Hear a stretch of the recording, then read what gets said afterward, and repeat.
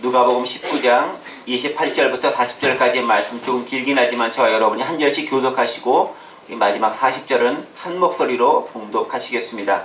제가 먼저 28절 말씀 봉독합니다. 예수께서 이 말씀을 하시고 예루살렘을 향하여 앞서서 가시더라.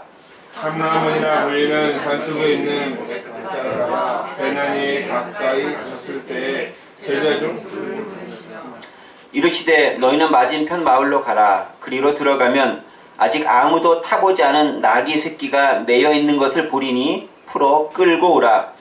만일 누가 너에게 어찌하여 푸느냐 묻거든 말하기를 주가 쓰겠다 하신 것이니 보내심을 받은 자들이 가서 그 말씀하신 대로 만난지라.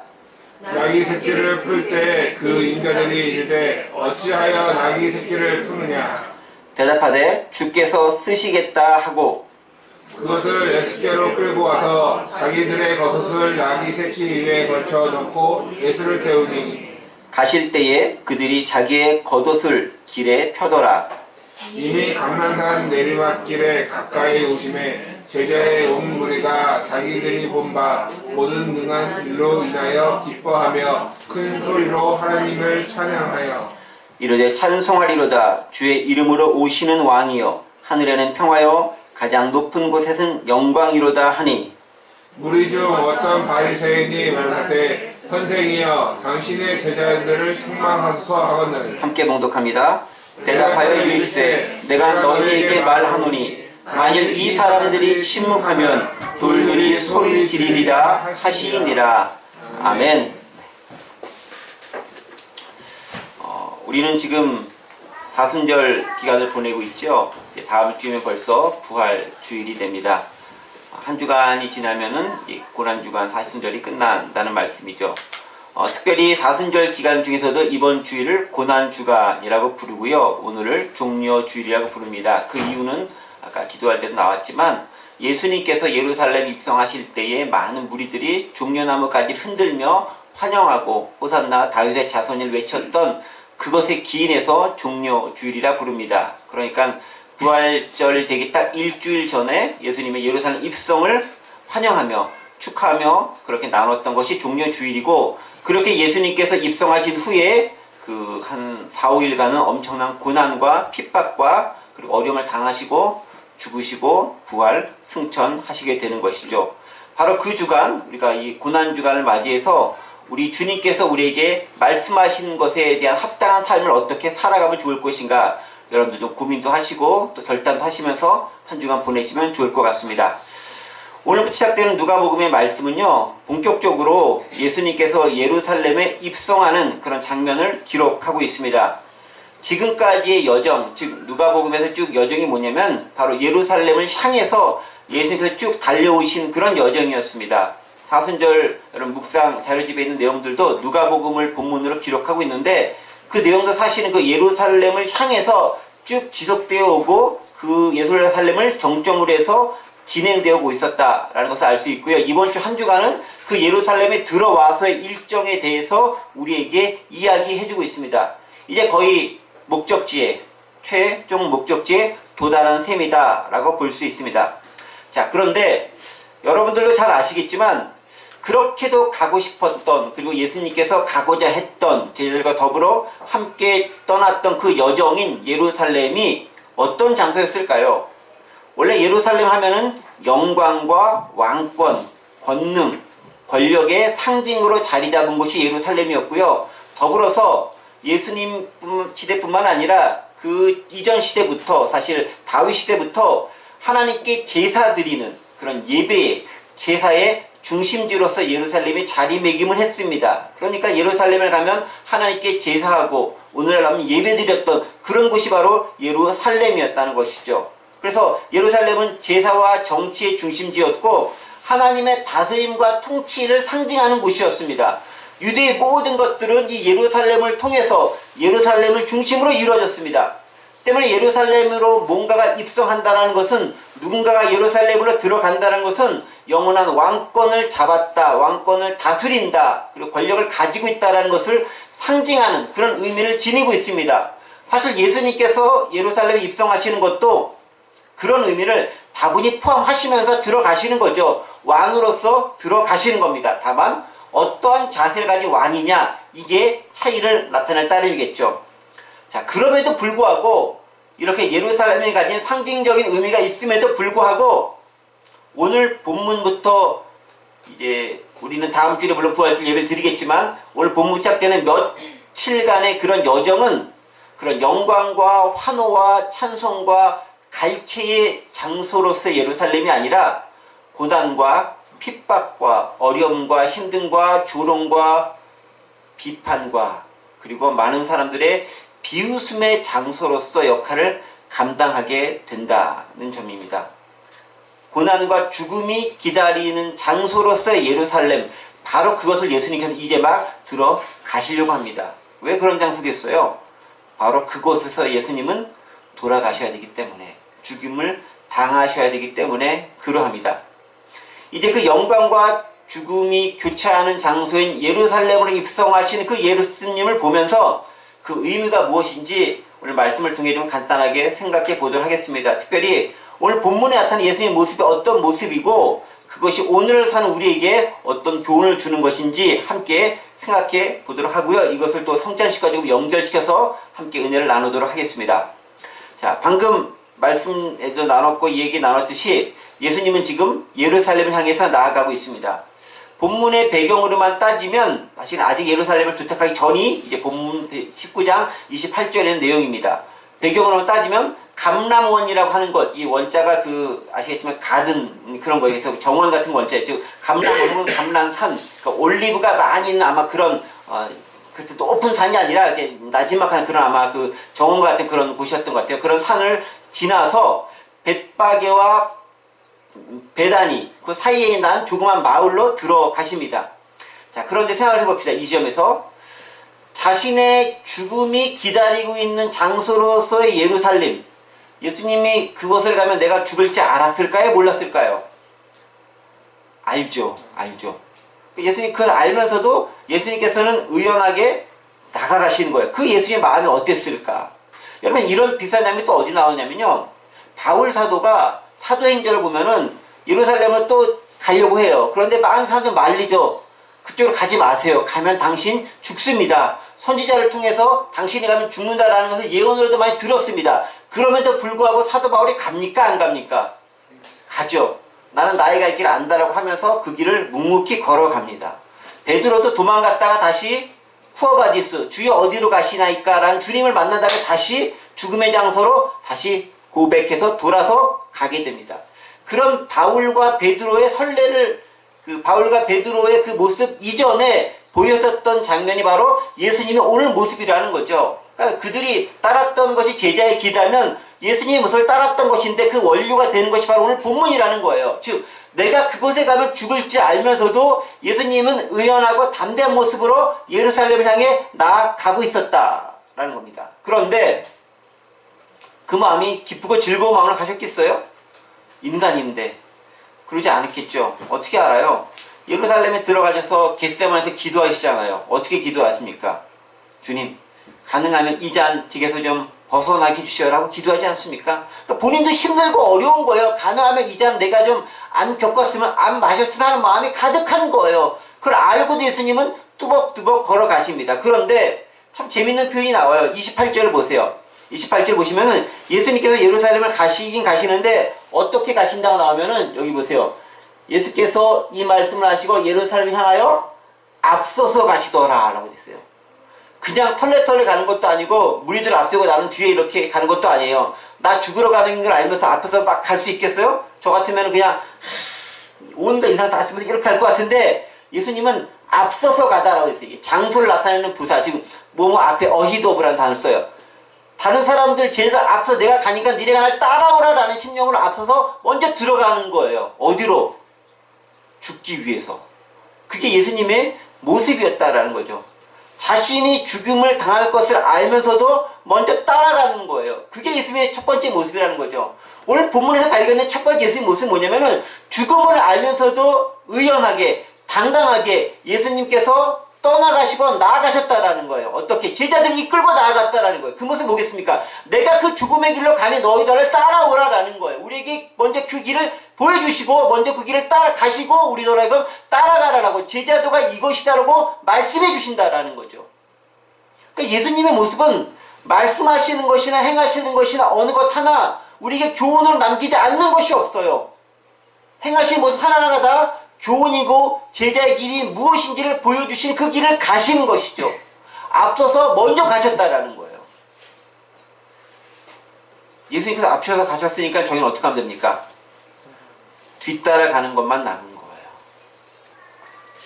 거예요. 요새 같은 경우는 이런 정서가 있죠. 예수님 딱 가시면 안녕히 가세요. 저는 안 갈래요. 이게 요새 정석이긴 하지만 예수님께서 우리에게 보이시는 마음은 뭐냐면 내가 이 길을 가니 너희도 따라오너라 라고 가는 모습이다라는 거죠. 그러면 기독교인의 삶의 자세를 드러내주는 거죠.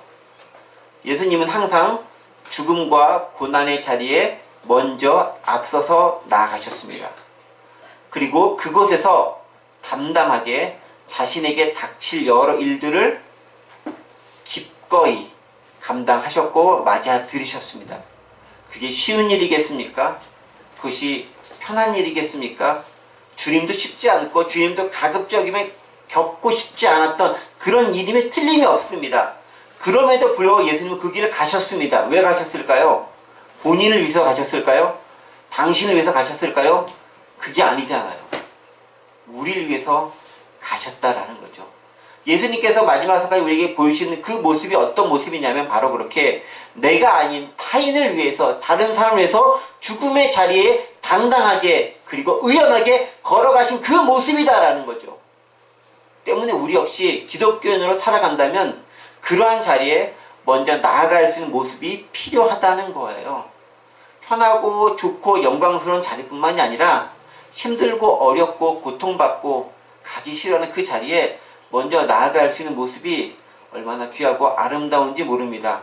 그런 모습들이 우리 가운데 더 가득 넘쳐나길 원합니다. 자, 두 번째 모습은 뭐냐면은 예수님은 겸손과 평화의 왕의 모습으로 이 모습을 보여주신다라는 겁니다. 우리 30절 말씀 함께 좀 보도록 하겠습니다. 30절 보면요. 이르시되 너희는 맞은편 마을로 가라. 그리로 들어가면 아직 아무도 타보지 않은 나귀 새끼가 메어있는 것을 보리라. 풀어 끌고 오라 라고 이야기해주고 있습니다.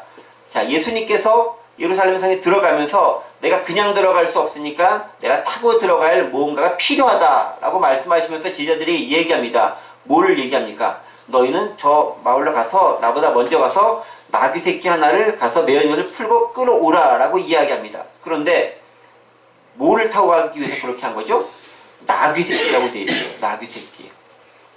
왜 나귀 새끼를 타고 들어갈까요? 타고 들어갈 거 많잖아요. 로마의 개선 장군은 타고 들어갈 때 나귀 타고 들어갔을까요? 멋지고 큰 듬직한 큰 말을 타고 위풍당당하게 딱 들어가지 않았을까요? 엘가의 위풍당 행진곡을 딱 들으면 말을 타고 멋지게 행진하는 그런 모습들을 그려보면서 그렇게 들어가지 않았을까요? 그런데 예수님께서는 그거 다 물리치시고 저 나귀 새끼를 끌어오라라고 얘기합니다. 그런데 나귀도 큰 나귀가 아니라 새끼예요, 새끼. 어린 녀석이라는 거죠. 몇 년 안 된 그 녀석을 끌고 오라라는 거예요. 그런데 나귀 새끼를 까고 들어가라는 말이 원래 어디 나오냐면은 이것이 원래 구약 때부터 예언되어져 있던 말씀입니다. 여러분 스가랴 9장 9절과 10절에 있는 말씀 보면 이렇게 예수님께서 즉 메시아가 들어갈 것이라고 예견이 되어져 있어요. 스가랴 9장 9절 10절 제가 한번 읽어보겠습니다. 시온에 따라 크게 기뻐할지어다. 예루살렘에 따라 즐거이 부를지어다. 보라 네 왕이 내게 임하시나니 그는 공의로우시며 구원을 베푸시며 겸손하여서 나귀를 타시나니 나귀의 작은 것 곧 나귀 새끼니라 라고 기록하고 있습니다. 어떤 거라고요? 나귀 새끼니라. 작은 것을 타고 들어간다라고 구약의 스가랴에서 이미 예언되어 있습니다. 근데 누가 타고 들어간다고요? 스가랴에서 보세요. 누가요? 보라 여기 내 왕이 내게 임하시리니 라고 되어 있습니다. 왕이면은 크고 멋지고 화려한 것을 타고 들어가야 되는데 왕임에도 불구하고 그는 공의로우고 구원을 보고 겸손하시어서 나귀를 타고 들어가신다라는 거예요. 그러니까 우리가 생각하는 왕의 이미지랑 너무 다른 거예요. 우리는 왕은 모든 것을 다 가졌기 때문에 절대 권력이기 때문에 대우를 받고 가장 좋은 것으로, 가장 풍채가 놀라운 것으로 이렇게 나아가야 된다고 생각할지 모르겠지만, 예수님께서 말씀하신 왕의 모습은 아주 겸손하고 낮아지고 최대한 아무것도 없는 모습으로 들어가신다라는 거예요. 그게 구약에서 예견됐던 모습이고, 예수님은 그 말씀을 그대로 이루시면서 성취해내신 거예요. 아까도 연결되는 말씀 아닙니까? 우리에게 있어서 기독교인의 많은 모습들은 가능하면 많이 대우받고 많은 것들을 인정받기 원합니다. 물론 그런 사람들 그렇게 해주면 좋아요. 그런데 문제는 그런 것을 바라면서 어떤 위치에, 어떤 자리에, 어떤 역할을 하는 것은 옳지 않다라는 거예요. 왜? 예수님께서 그렇게 예루살렘에 들어가서 궁극적으로 영광이 다르긴 하지만 들어가실 때 이렇게 겸손한 모습으로 가셨기 때문이라는 거죠. 그 길을 따라가는 게 우리의 모습이라면은 우리는 어떤 놀라운 것을 바라고 나아가는 것이 아니라 그냥 그저 그 과정 가운데 겸손함을 그대로 모습을 가지고 주님께 나아갈 필요가 있다라는 거예요. 그게 세상을 사는 우리의 자세라는 거죠. 그런데 보세요. 예수님은 원래 본질상 신분이 뭡니까? 왕이에요, 왕. 왕인데 나귀 새끼를 타고 들어가는 거예요.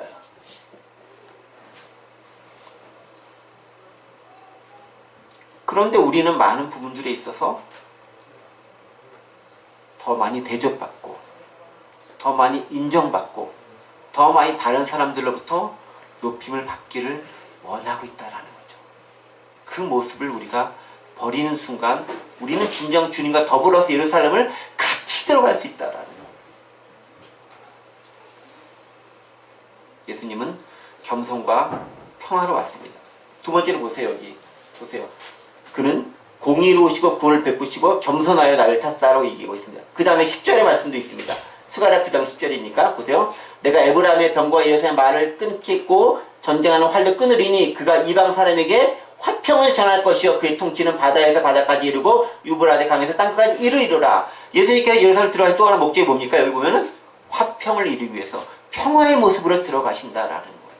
그러니까 전쟁을 이기고 승리해서 그 말을 타고 들어가서 전쟁의 승리자로 들어가는 게 아니라 전쟁을 끊어버리고 이제 전쟁의 도구가 아닌 그저 밭 가는 데 사용되어지거나 혹은 조그맣게 집을 운반하는 데 사용되어지는 그 나귀 새끼를 타고 들어가신다는 거. 그게 뭐겠습니까? 평화로운 모습을 지향하시면서 친히 그것을 실천해 주시는 모습이다라는 거죠.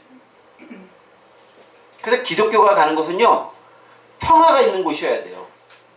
그런데 많은 곳에 기독교가 들어가면서 평화가 들어가는 게 아니라 제국주의와 더불어 들어가면서 창과 총과 더불어 들어가는 기독교가 참 많아요. 여러분 그런 곳에 들어갔던 기독교가 상당히 많이 왜곡되어져 있어요. 그래서 여러분 특별히 포르투갈이라든가 스페인 식민지로 들어갔었던 곳, 특별히 제국주의 시대에 있어서 이렇게 더불어서 기독교 전파했던 많은 곳들은 기독교에서 반감을 가진 곳이 참 많아요. 왜냐면은 복음만 전해준 게 아니라 전쟁을 하고 왔거든.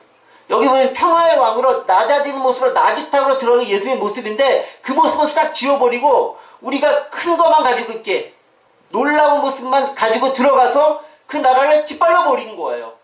그러니까 평화는 없어지고 평화를 이룬다고는 얘기해. 어떻게? 근데 여긴 예수님께서는 전쟁을 활도 끊어버리겠다, 말도 끊어버리겠다 이것이 아니라 오히려 그걸 가지고 무기로서 평화를 내가 너에게 주겠다라는 모습으로 들어가 버렸다라는 거죠. 그렇게 들어간 많은 나라들이 기독교를 왜곡되게 받아들일 수밖에 없다라는 거예요. 근데 참 감사한 게 뭐냐면 우리나라는 그런 모습이 많이 사라진 가운데 들어왔어요. 기독교가 그래도. 얼마나 감사한지 몰라요. 그렇기 때문에 우리가 기독교에 대한 그런 거부감이 별로 없이 살아갈 수 있는 것이 아닌가 싶습니다. 그게 은혜다라는 거죠. 예루살렘이 이렇게 낮아짐과 겸손한 모습, 평화의 모습으로 들어가셨다. 그 말은 오늘 사는 우리 역시 우리가 사는 그곳에는 낮아짐과 겸손함과 평화가 있어야 된다라는 거예요. 근데 예수 믿는 사람들이 있는데 평화 대신 분쟁을 만든다. 옳지 않다라는 거죠. 어떤 사람은 예수 믿는다는 걸 너무 강조하고 드러내서 그것 때문에 분쟁을 일으키기도 해. 옳지 않다라는 거예요. 평화를 만들어준다는 거예요. 물론 예수 믿는 사람들이 여러분 핍박받는 게 맞아. 그런데 그 핍박 때문에 내 이익이 침해당하기 위해서 싸우는 그런 것이 아니라 핍박을 당하면서 낮아진 모습을 통해 그들이 저 사람이 저런 모습이구나 하는 것을 받아들이고 인정하는 모습을 통해서 감동을 주는 그러한 모습이 되어야 된다는 거죠. 자, 세 번째 모습 보겠습니다. 예수님은 어떤 모습을 두냐면 세 번째는 만물의 주관자의 모습으로 예루살렘 입성하십니다. 여러분 32절에 있는 말씀 보세요. 32절 누가 32절 보세요. 네. 보내심을 받은 자들이, 예수님의 제자들이, 받은 자들이 가서 그 말씀하신 대로 만난지라. 여기 무슨 그 만물의 주관자 어디 있어요? 여러분 얘기할지 모르겠는데 여기 보세요. 그 말씀하신 대로 만난지라. 누굴 만났죠? 예수님이 제자들을 보내셨어요. 마을에 들어가서 어떤 사람을 만날 것인데 거기 나귀 새끼 끌고 오라라고 합니다. 그러면 나귀만 만날까요? 나귀의 주인도 만나잖아요. 그 다음 구절 보면 이제 주인에 대한 얘기도 나와요. 주인을 딱 만나가지고 이렇게 그 나귀를 끌고 오가 주께 쓰시겠다라고 하면은 그렇게 허락해 준다고 미리 얘기합니다. 근데 실제로 제자들이 그렇게 가서 했더니 그런 일이 발생하는 거예요. 그 말은 뭐냐면 미리 모든 것을 아시고 주관하시고 그 모든 것 가운데 이루어질 것들을 그대로 이루어져 나가게 역사하시는 분이시다라는 거죠. 그러니까 앞날이 어떻게 될지 모르는데 톱밥으로 때려잡아서 이렇게 하면 이렇게 할 거야 라고 하는 것이 아니라 하나하나 다 알고 계시면서 치밀한 계획 가운데서 하나 실현시켜 나가시는 분이라는 거죠. 지금 뭐겠습니까? 예수님께서 그렇게 말씀하시면 그렇게 되어진다라는 거예요. 그러니까 전지하심, 미리 아셨기 때문에 이 전자가 앞전자도 쓸 수 있고 모두 전자를 쓸 수 있어요. 전지하다라고 했을 때 그 전자는 두 가지가 다 가능해요. 미리 아셨기 때문에 얘기하신 것뿐만이 아니라 모든 것을 알고 계시기 때문에 실제 그렇게 일이 이루어지는 거예요. 창조자이기 때문에 그것이 가능하다라는 거죠. 그러니까 예수께서 미리 아셨기 때문에 가서 끌고 오라 이런 차원이 아니라 그냥 말씀하시면 실제로 그 일이 일어나게 되더라라는 거예요. 그 말은 뭐냐면 우리가 예수님께서 말씀하신 대로의 삶을 살아가면 그것을 그대로 경험할 수 있게 된다는 거예요. 제자들이 지금 그것을 얘기하고 있는 거예요. 말씀하신 대로 딱 나아갔더니 나귀를 발견했어. 나귀를 끌고 있는 그 주인도 발견했어. 그리고 주인에게 주께서 쓰시겠다라고 말했더니 데려가세요 라고 순순히 내어주는 모습도 발견하게 되더라라는 거예요. 이게 기적인 거잖아요. 그러니까 말씀 듣고 행했을 때 그대로 펼쳐지는 게 기적 아니겠습니까? 여러분 저희도 기적을 경험하고 있는 거예요. 어떻게 해요? 우리 주님께서 가셔서 이것 가운데서 하나님의 복음을 전하고 공동체 이루라라고 하는 말씀 가운데 우리가 순종하며 나와왔더니 기적 가운데 열심히 벌어지고 있잖아요. 이렇게 막 창도 이렇게 막 내지는 일이 발생하고 마음속에 생각만 하고 있었는데 어느 날 갑자기 저기 잘 얘기가 돼가지고 그럼 내가 내줄게 이렇게 해가지고 창도 내주시고 이렇게 뭐 독서 생기고 책도 막 이렇게 필요하니까 이렇게 보내주시고 제가 사실 또 며칠 전에 그 신청을 또 하나 했어요. 그 독서와 관련된 클럽을 하나 조직할 건데 이렇게 신청했더니 또 이게 정보 보조금도 또 나오기도 하고 뭐 이런 여러 가지 것들이 그냥 신청하면 주시는 거예요. 이게 그게 여러분 그게 하나님께 은혜 받은 자로서 말씀대로 순종하며 살아가게 된 자세가 살아가면 역사되는 것들이 발견되고 보여진다는 거예요. 그거를 간증하는 게 삶의 모습인 거예요. 근데 그것은 뭐냐면 내가 발을 내디뎌야 경험이 되는 거예요. 주시면 하겠습니다 이게 아니에요.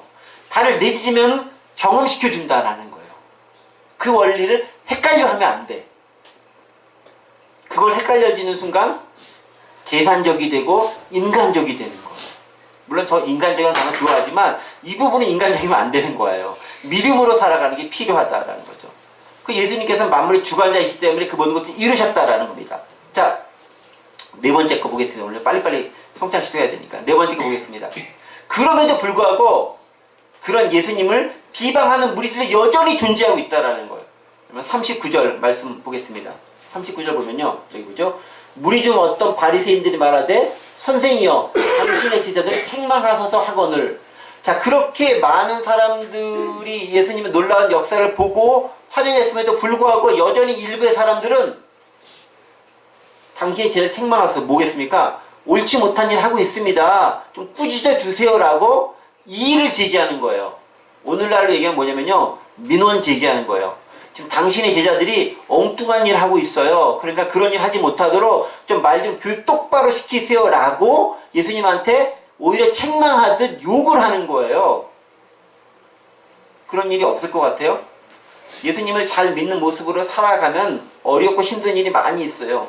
여러분 제가 몇 번 얘기했지만 우리가 이곳에 북악하늘 공동 이곳에 들어왔어도 얼마나 선한 목적을 가지고 이렇게 나름대로 살아가고 있습니까? 폐 안 끼치려고. 그럼에도 불구하고 꼭 몇 명은 대부분은 아닌데 몇 분은 이렇게 바리새인과 같은 사람들이 있어요. 여기서 엉뚱한 짓 하려고 하는 거죠. 뭔가 꿍꿍이가 있는 거죠. 뭔가 커미션 취하는 게 있는 거죠. 뭔가 이걸 통해서 이익을 누리려고 하는 뭔가 있는 거지라고 하면서 방해하고 또 그것에 대해서 탐탁치 않게 생각하고 그것에 대해서 다른 사람들에게 좋지 못한 소문을 퍼뜨리는 사람들이 반드시 존재하고 있다라는 거예요. 그게 세상의 일반적인 모습이라는 거죠.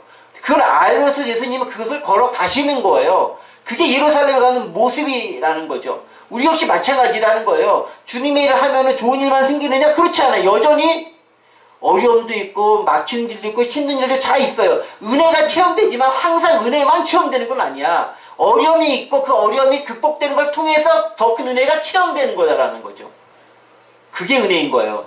그래서요, 가만히 보면요, 우리 주님께서 처음부터 다 잘되게 하진 않으세요. 처음부터 다 잘되게 하면은 교만해질까봐 그렇게 안 하시는 것 같아. 어려움을 많이 우리에게 보내주세요. 되는 것 같다가 막히는 일을 경험하게 하세요. 그리고 그 막히는 일을 통해서 그 해결되는 과정이 주님과 더불어 어떻게 살았을 때 해결되는지를 경험시키십니다. 그것을 통해서 네가 잘해서 그런 게 아니라 내가 역사하기 때문에 일이 이루어지는 것이야 라는 것들을 경험시켜 주시는 겁니다. 그래야 겸손해지거든요. 우리 주님께 원하시는 게 그거예요. 겸손하게 너 말고 내가 했다는 걸 내가 보여주기만 해. 그러면 일은 내가 다 이루어줄게 라고 하는 거예요. 그런데 사람들이 결국 그 모습을 보면서 하나님을 찬양하게 되지만 더불어 사용된 우리도 같이 높아지는 거예요. 왜냐면 아주 높은 사람을 모시고 있는 사람은 덩달아서 좋은 대우 받게 되어 있어요. 대통령 수행원들 딱 가가지고 수행원들은 계집애 타지 않아요. 어디 국빈 방문에 나가면은 수행원들도 좋은 호텔에 묵어요. 대통령만큼 로얄층에 묵지 않는다 할지라도 비슷한 그 호텔 그데서 같이 묵게 되어져 있어요. 그게 주님과 더불어 살아가는 우리들의 모습이고 그렇게 살아갔었을 때 세상이 또 우리를 대접해주는 모습이라는 거죠. 그런데 이게 주객이 전도되면 안 돼. 내가 그것을 대접받길 바라면서 그렇게 하는 순간 나는 무너질 수밖에 없는 거고 낮아지는 모습으로 이렇게 낙이 타고 예루살렘 들어갔었을 때 더불어 높여질 수 있다는 거예요.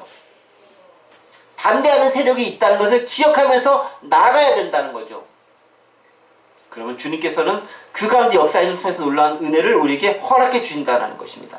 마지막으로 한 가지만 더 말씀드리도록 하겠습니다. 그럼에도 불구하고 우리 예수님은 어떤 분?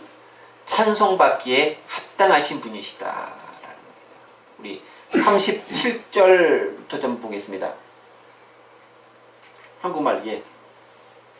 이미 감람산 내리막 가까이 오심에 제자와 온 무리가 자기들이 본 바 모든 능한 일로 인하여 기뻐하며 큰 소리로 하나님을 찬양하여 38절 이르되 찬송을 이루다 주의 이름으로 오시는 왕이여 하늘에는 평하여 가장 높은 곳에는 영광이로다 하니라고 기록되어져 있습니다. 자, 예수님은 어떤 분이시라고요? 찬양받기에 합당하신 분이다라는 거죠. 왕이시기 때문에 그래요.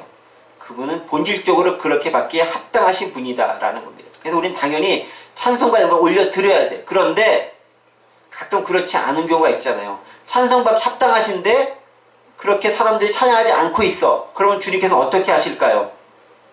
40절 말씀. 이런 일이 발생하지 않아야 돼요. 40절 말씀 보십시오.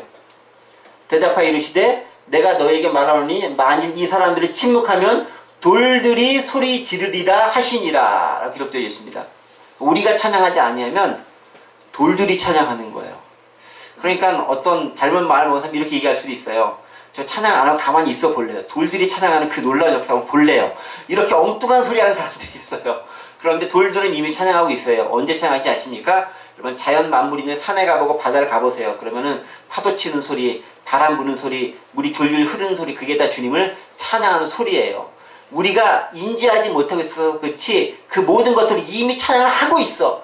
무슨 말씀이냐면요. 내가 찬양을 안 하면 그것들은 이미 찬양을 하고 있기 때문에 그들로부터 주님이 이미 찬양을 받으신다라는 거예요. 내가 안 해도 이미 그분은 만물로부터 찬양을 다 받고 계시고 계셔. 다만 문제는 내가 찬양을 안 했기 때문에 주님으로부터 받을 수 있는 은혜를 내가 받지 못할 수 있다라는 거예요. 왜? 주님은 찬양 중에 거하시는데 그렇게 주님을 찬양하는데 내가 게을러지는 순간 하나님의 역사와 임재를 체험하지 못하는 안타까운 경험을 할 수밖에 없다라는 거죠. 그래서 찬양과 경배를 올리지 않는 것은 나만 손해보는 일이라는 거예요. 내가 안 해도 이미 만물은 다 찬양한다 하고 있다라는 거예요. 그런데 내가 찬양에 동참했을 때 그 은혜를 나도 더불어 체험할 수 있게 되더라라는 거예요. 여러분 그것이 바로 예수님께서 예루살렘을 들어가시면서 오늘 우리에게 보여주시는 모습이다라는 거죠. 어떤 모습으로? 겸손의 왕으로 들어가신다라는 거예요. 찬양받는 모습으로 들어가신다라는 거예요. 그럼에도 반대하는 사람이 있지만 들어가신다라는 거예요. 죽을 걸 알지만 의연히 들어가신다라는 거예요. 누구 때문에? 우리 때문에 그렇게 들어가신다라는 거예요. 이제 성찬식을 할 겁니다. 들어가셔서 뭐 하셨습니까? 십자가에 달려 돌아가셨다라는 거예요. 성찬식이 그래서 오늘의 성찬은 그래서 의미가 있는 거죠. 어떻게 해요? 우리를 위해 피 흘린, 돌아가시기 위해 예루살렘으로 가신 그 주님을 우리는 이 시간 기억하고 기념해야 한다는 것입니다. 바로 그렇게 주님을 기억하고 기념해낼 수 있는 이 시간, 그리고 고난의 자리에 의연히 들어갔던, 그러나 찬양받으시며 들어갔던 그 주님을 찬양하는 모습이 우리 가운데도 가득 넘쳐날 수 있기를 간절히 원합니다. 우리 같이 함께 기도하겠습니다.